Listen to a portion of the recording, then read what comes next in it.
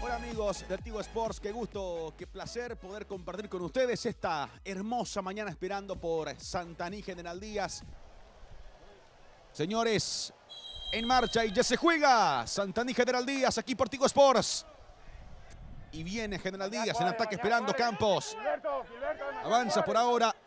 Curtido, la cruza por el medio. Coronel, viene el centro a media altura. Pega al arco, giró Campos. Viene el disparo, colocado del 8, apareció David Valenzuela y se queda con la pelota Obando. Viene el centro, le pega Villalba. Villalba de zurda, de cabeza, palo. El palo le dijo que no a Ramón Ortigosa. Santaní estuvo cerca.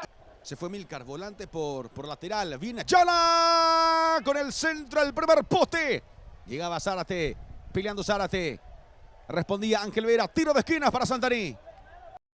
Sale General Díaz, corre Aquino. Va Wilfrido, dásela a Báez. Pide Báez, corre Báez, viene Báez, ya está Báez y el gol. Báez afuera, no te puedo creer. Báez sacó el tiro que pega en la parte externa de la red tras una enorme corrida. Villalba. El pase para Gilberto Mendieta, la cruza, está. ¡Gol! ¡Gol!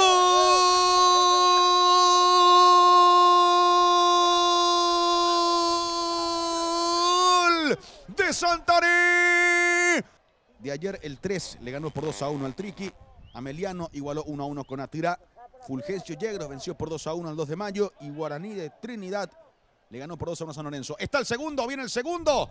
Iba a definir. ¡Oh! ¿No vale o es gol? ¡Gol! De Santaní.